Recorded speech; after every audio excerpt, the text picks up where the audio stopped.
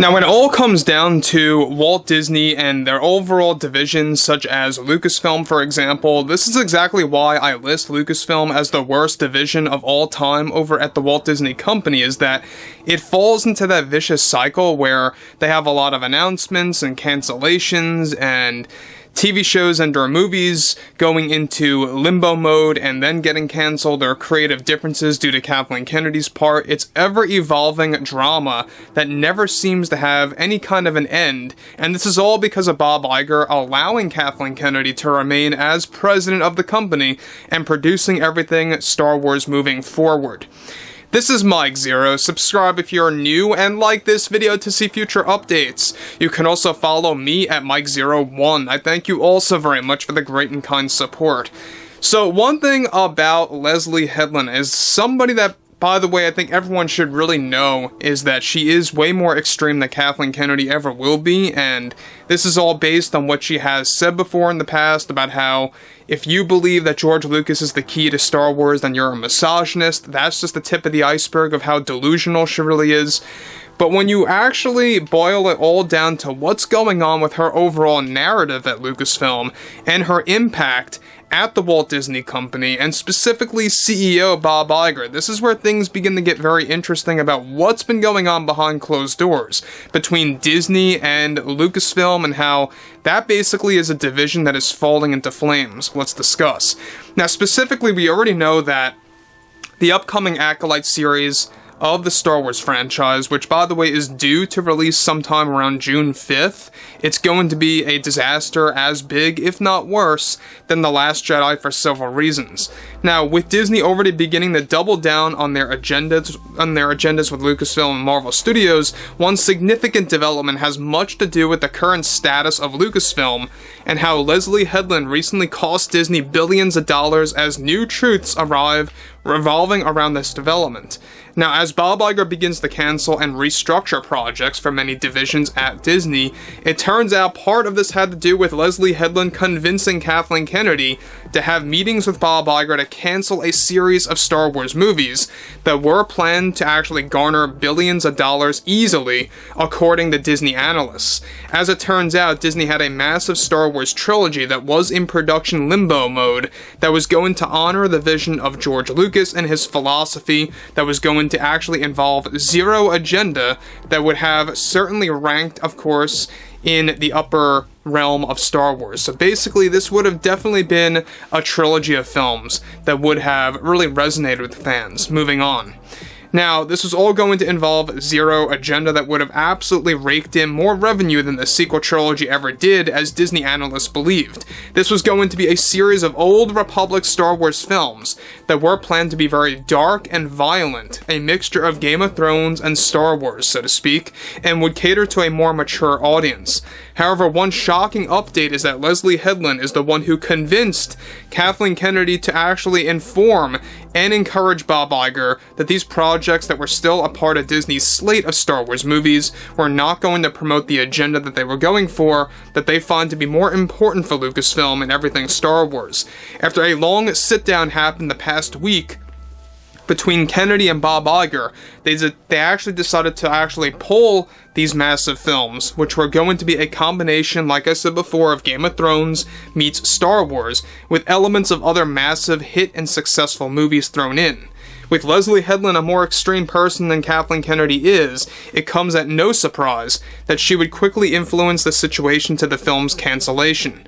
Already Bob Iger is paving way to create films based on the Acolyte series, aka the High Republic, to honor Leslye Headland's motive with the new direction of Star Wars, which is by ignoring the vision from George Lucas and the philosophy of the franchise.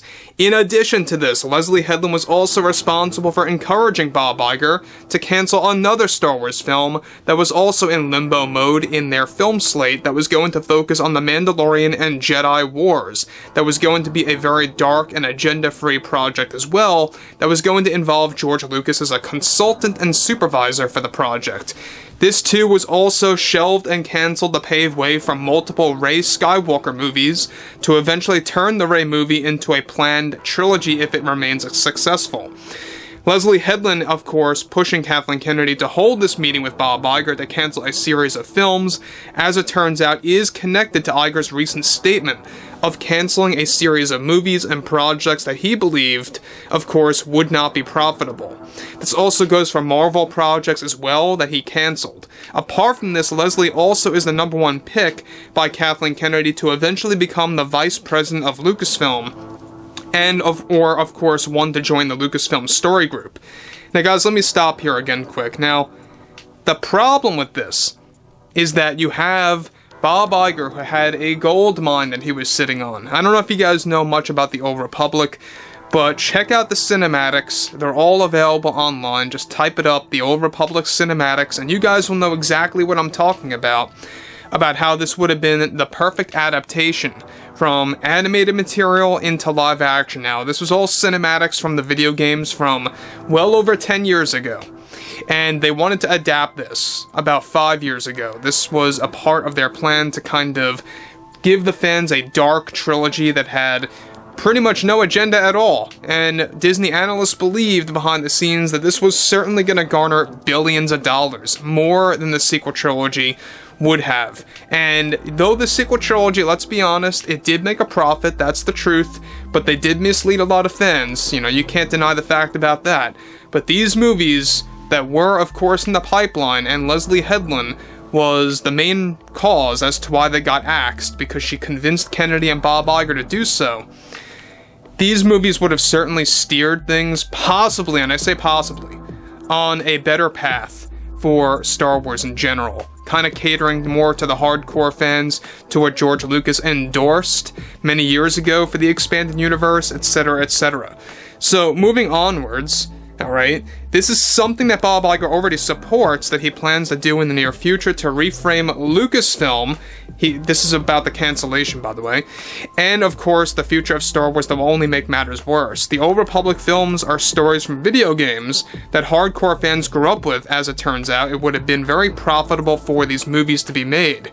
Now, again, Bob Iger made that statement a couple of days ago. It falls directly in line with what is happening here behind the scenes, about how Bob Iger said sometimes you gotta kill off those projects that you once believed in, and that now you don't believe are going to be profitable. So again, Bob Iger is really doing endless damage control in the wrong way. He really doesn't know what he's thinking, or maybe it's just 100% deliberate. Take your pick, right? But there's a lot of things going on with Bob Iger. He truly is trying to do whatever is necessary to improve his legacy, if you even want to say he has a legacy, for the remainder of his career as CEO up until 2026 sometime. You know, right now he's not seeking to, you know, really renew his contract. He wants to step down by that year for obvious reasons. Look how tough of a job this really is for him. He just keeps pushing the agenda further without a care in the world, and it's only making matters worse. Which is why I begin to wonder, it must be deliberate, it has to be deliberate at this point, that he wants to drive Disney into the ground. So again, I would like to hear what you all have to say about this below in the comments, and if you guys did enjoy the content for today, make sure to drop a thumbs up on this video to support the channel, and I will catch you guys later.